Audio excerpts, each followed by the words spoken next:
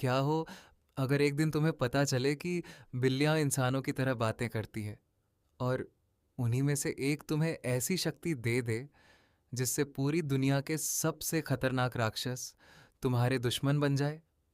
आज हम बात करने वाले हैं ब्लैक टॉर्च की, एक ऐसी नई शोनन एनीमे जिसमें निंजा, योकाई और मॉन्स्टर्स की दुनिया आपस में टकराने वाली है। लेकिन वीडियो के आखिर तक जो सच सामने आएगा वो शायद आपने बिल्कुल भी एक्सपेक्ट नहीं किया होगा। कहानी शुरू होती है ज़ीरो अजुमा से। ऊपर से देखने पर वह बिल्कुल एक आम हाई स्कूल स्टूडेंट लगता है, लेकिन असलियत इससे बिल्कुल अलग है। ज़ीरो एक पुराने निंजा परिवार से आता है। बचपन से ही उसे मार्शल आर्ट्स और खतरनाक मिशनों की ट्रेनिंग दी गई है। लेकिन उसकी सबसे अनोखी ताकत ये है कि वह जानवरों की भाषा समझ सकता है। हाँ, बिल्लियाँ, कुत्ते, पक्षी सब उससे ऐसे बात करते हैं जैसे इंसान बात करते हैं। यही वजह है कि आसपास के सारे जानवर ज़ीरो पर भरोसा करते हैं। लेकिन ज़ीरो को बिल्कुल भी अंदाज़ा नहीं था कि यही ताकत उसकी पूरी ज़िंदगी बदलने वाली है। एक दिन ज़ीरो को एक घायल काली बिल्ली दिखाई देती है। वह बिल्ली बाकी बिल्लियों से बिल्कुल अलग थी। उसकी आंखों में अजीब सी चमक थी और ऐसा लग रहा था जैसे कोई उसका पीछा कर रहा हो। ज़ीरो बिना कुछ सोचे उसे बचा लेता है और अपने घर ले आता है। लेकिन उसी रात कुछ रहस्यमयी लोग उस काली बिल्ली की तलाश में वहां पहुंच जाते हैं। उनका मकसद सिर्फ बिल्ली को पकड़ना नहीं था, बल्कि उसे खत्म करना था। अब सवाल ये है, आखिर एक साधारण सी दिखने वाली बिल्ली के पीछे इतने खतरनाक लोग क्यों पड़े हैं? यहीं से कहानी पूरी तरह बदल जाती है। जैसे ही ज़ीरो उस बिल्ली को बचाने की कोशिश करता है, उसे पता चलता है कि ये कोई आम बिल्ली नहीं, बल्कि एक बेहद शक्तिशाली मोनोनोक है जिसका नाम है राघव। लेकिन सबसे बड़ा ट्विस्ट अभी बाकी है, क्योंकि अगले ही पल राघव एक ऐसा फैसला लेने वाला है जिसके बाद ज़ीरो कभी भी एक सामान्य इंसान नहीं रहेगा। आखिर राघव कौन है और ब्लैक टॉर्च नाम की रहस्यमयी शक्ति क्या है? जैसे ही ज़ीरो उस बिल्ली को अपने घर में छुपाता है, राघव पहली बार इंसानों की तरह उससे बात करता है। ज़ीरो बिल्कुल भी हैरान नहीं होता, क्योंकि वह बचपन से ही जानवरों की भाषा समझ सकता है।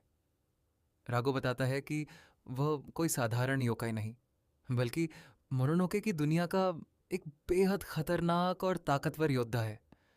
सालों तक उसका नाम सुनकर दूसरे मोनोनोक भी डर जाते थे, लेकिन अब वह बुरी तरह घायल है और कुछ लोग उसे जिंदा पकड़ना चाहते हैं। लेकिन क्यों? राघव इस सवाल का जवाब देने ही वाला होता है कि तभी अचानक पूरा घर जोर से हिलने लगता है। खिड़कियां टूट जाती है और बाहर से एक भयानक हमला होता है। ज़ीरो बिना डरे बाहर निकलता है। उसके सामने खड़ा था एक विशाल मोनोनोके जिसकी ताकत इंसानों से कई गुना ज्यादा थी। ज़ीरो अपनी निंजा ट्रेनिंग का इस्तेमाल करके उससे लड़ने की कोशिश करता है। शुरुआत में ऐसा लगता है कि वह मुकाबला जीत जाएगा, लेकिन अगले ही पल वह मोनोनोके अपनी असली शक्ति दिखा देता है। एक ही बार में ज़ीरो ज़मीन पर गिर जाता है। राघव समझ जाता है अगर अभी कुछ नहीं किया तो ज़ीरो की मौत तय है। और तभी वह एक ऐसा फैसला लेता है जो इंसानों और मोनोनोक दोनों की दुनिया के नियम तोड़ देता है। राघव अपनी पूरी बची हुई शक्ति सीधे ज़ीरो के शरीर के अंदर ट्रांसफ़र कर देता है। पूरा माहौल काली ऊर्जा से भर जाता है और ज़ीरो के शरीर से एक रहस्यमयी काली आग निकलने लगती है। यही है ब्लैक टॉर्च की शुरुआत।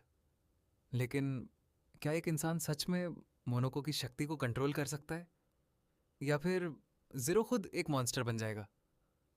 और आखिर ब्लैक टॉर्च की असली ताकत क्या है? जैसे ही रागो की शक्ति जीरो के शरीर में प्रवेश करती है, उसका पूरा शरीर काली ऊर्जा से घिर जाता है। उसकी आंखें बदलने लगती है और उसके आसपास की हवा तक भारी महसूस होने लगती है। जीरो खुद समझ नहीं पा रहा था कि उसके साथ क्या हो रहा है, लेकिन एक बात साफ थी, अब वह पहले वाला इंसान नहीं रहा। उसी समय रागो की आवाज़ उसके दिमाग में गूंजती है, अगर जिंदा रहना है तो मेरी शक्ति को स्वीकार करना होगा। दूसरी तरफ दुश्मन मोनोनोक मुस्कुरा रहा था। उसे पूरा यकीन था कि ज़ीरो अब लड़ने लायक नहीं बचा। लेकिन अगले ही पल ज़ीरो अचानक उसकी आंखों के सामने से गायब हो जाता है। इतनी तेज स्पीड कि दुश्मन उसे देख भी नहीं पाता। एक ज़बरदस्त वार, और मोनोनोक कई मीटर दूर जाकर गिरता है। पहली बार दुश्मन के चेहरे पर डर साफ दिखाई देता है। लेकिन यही सबसे बड़ा ट्विस्ट आता है। जीरो इस नई ताकत को कंट्रोल ही नहीं कर पा रहा था। हर सेकंड उसके शरीर पर इसका दबाव बढ़ रहा था। रागो समझ जाता है, अगर जीरो ने अपनी भावनाओं पर कंट्रोल नहीं किया तो ब्लैक टॉर्च की शक्ति उसी को खत्म कर देगी। यानी जिस ताकत ने उसकी जान बचाई, वही उसकी सबसे बड़ी दुश्मन भी बन सकती है। और तभी दूर खड़े कुछ रहस्यमयी लोग पूरी लड़ाई देख रहे होते हैं।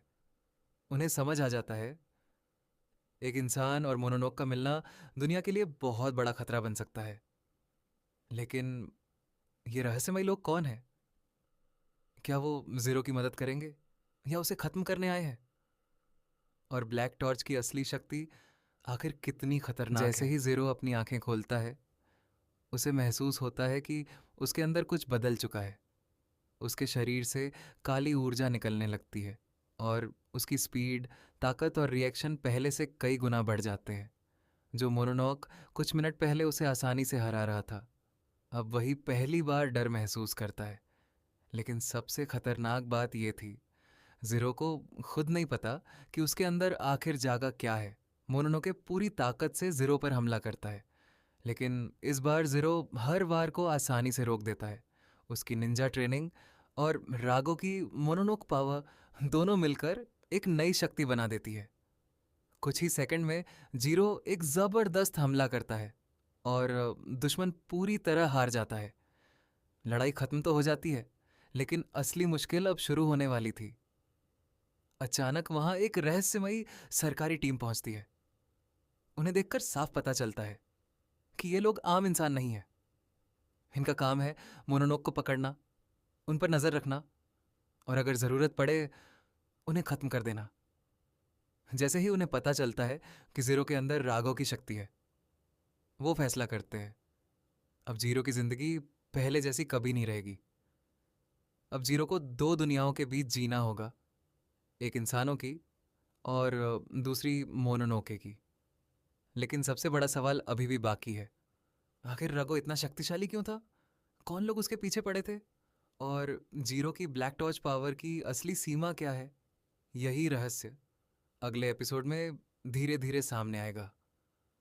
तो अगर आपको यह एक्सप्लेनेशन पसंद आया हो, वीडियो को लाइक करें, चैनल को सब्सक्राइब करें और कमेंट में बताइए, क्या जीरो आने वाले समय में सबसे ताकतवर मोनोनोक हंटर बन पाएगा?